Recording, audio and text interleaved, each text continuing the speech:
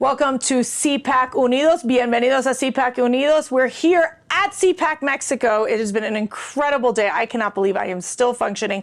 But I ran into a dear friend, someone who is fighting the good fight in the Dominican Republic, Fernando Abreu, the president of Patria Libre. Thank you so much for joining me. It's a pleasure to be here. Okay, we kept deciding, should we do it in Spanish or English? So we're just going to do it in Spanglish, yeah. okay? Is okay, that a big deal? That's good. All right, so what's happening in the Dominican Republic?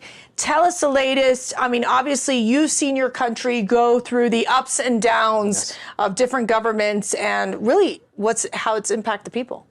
Yes, throughout the history of the DR, there's always been a center-left parties in government, but people sometimes are confused because they see we have economic growth. Yeah. But that's the reason for that is because we have a dual system.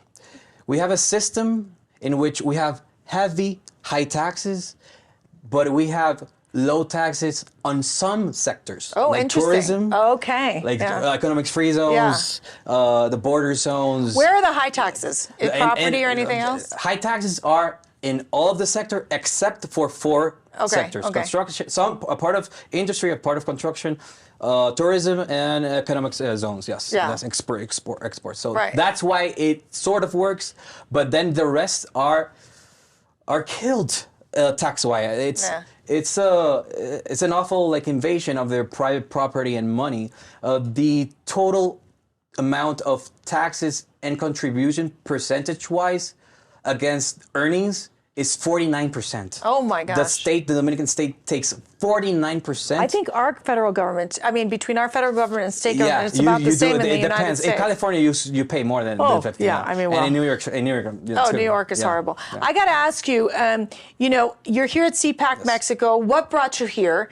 And why do you think it's so important for the Latin American countries to come together and really have these important conversations and take actions for change in their countries? Since we are forming the first right-wing conservative party in the Dominican Republic, the first real one.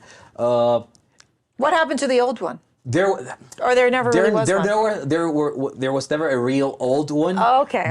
But since some parties are so socialist and Marxist, they called a centrist called Balaguer right wing, but he actually wasn't a right wing. The guy even did expropriations. He had high taxes. He had government-run companies. That's all leftist crap. Yeah. But since we're forming this new right party, which we're having a lot of impact right now, we think it is very crucial to have international relations. Why?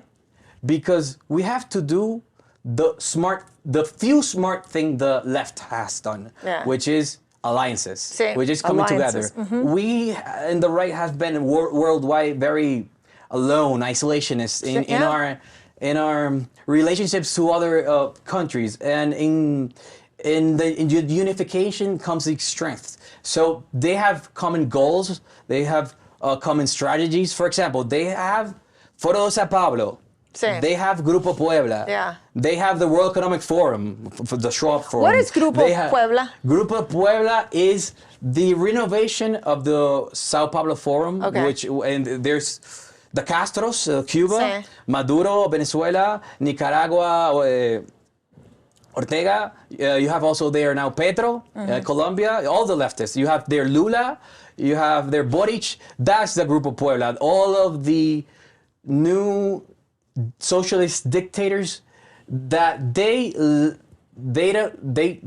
did this new brand just because the old Foro de Sao Paulo was too, market-wise, was too damaged. Really? Yes, because it was the dictators, it was Cuba and Venezuela. Yeah, exactly. So their market. So what did they do? They rebranded. They rebranded, and in top of socialism, they put progressivism. So they're now. So they're economically socialist, but in and social, culturally social.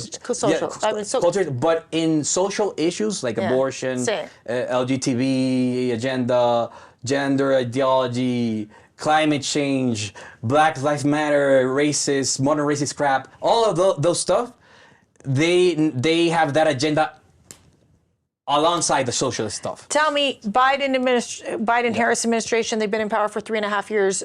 What has been their relationship with the Dominican Republic? They have a good relationship with the current government. Yeah.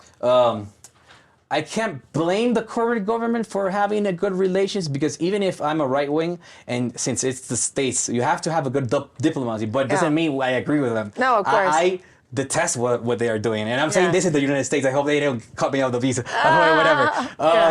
It takes risk. That's part of being a conservative. You have to take risks because everything is dominated by the left. So there's not another way.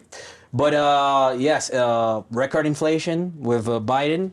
Under Bidenomics and now Kamalanomics, because she inherited all that and she supported all that. She supported that knowing that Biden wasn't mentally good, knowing that, which says a lot about her. And you have, it's called a cover-up. Yes, They're and you covering up. have even very weak growth. You had stagflation. You had 2 periods, which was the definition that they tried to change.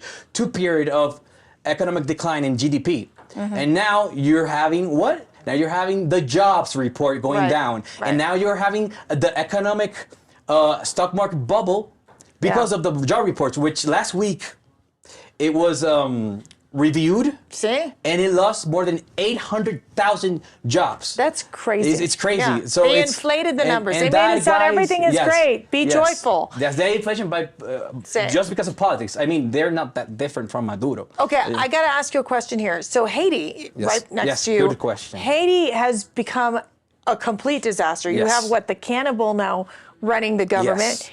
How does that impact gangs? Gangs, cannibal gangs. It's become chaotic. Yes, I mean, how is that impacting Dominican Republic? It's impacting in a very negative way, in a way we have to be urgent in trying to resolve that. And we need a wall, just like the Trump wall. Oh, interesting. We need a wall, and we need to go more than that, because I formally propose that we have to get rid of and say bye-bye to all of the UN institutions, because they're the ones, and their ONGs, like the Soros, the Soros guys, and the United Nations agencies, all of them, UNICEF, all of them. They're the ones that have support these open borders policies, and they just want to, in their neo-Marxist logic of class and race struggle, they want to equalize just by letting other poor countries in. That's why it happens to you from Mexico to here, the States. That's why it happens to Africa from Europe right now in Muslim countries. They will, in their struggle and Marxist oppress versus oppressor narrative, they do all this immigration and multiculturalism stuff just because it fits their ideology, but really because it gives them power. Right. Because the more poverty you have, the more population you have, the bigger government there is. The bigger government checks there are, the bigger bureaucrats there are, the bigger the deep state is. Well, that's what we're why saying we have in to be America. strong against it. We can't be center-right. We have to be right-right.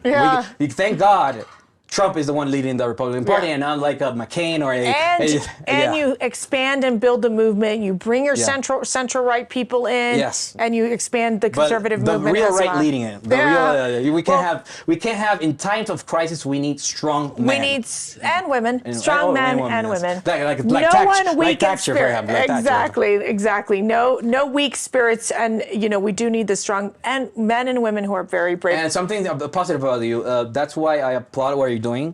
Because the CPAC is actually international. It's not only in the States. It's not only in Mexico. I know it's in Australia. I know even in some Europe, Hungary, and more places in the future. And we're doing our big CPAC International Summit in February. It's growing so much. And we have a huge international presence, which we hope you join us there as well. We're going to be there. We are going to wrap up because they're going to be closing up CPAC Mexico. But Fernando, thank you so much for joining me. This was wonderful. My pleasure. Great. Hope to see you soon. Thank you all for watching. Again, CPAC Unidos, very involved in connecting Latin America, especially to the Latin American voters in the United States. It is truly an honor to have been here in CPAC Mexico, and we'll be giving you a lot more information as we get even closer to the election. So thanks so much for watching.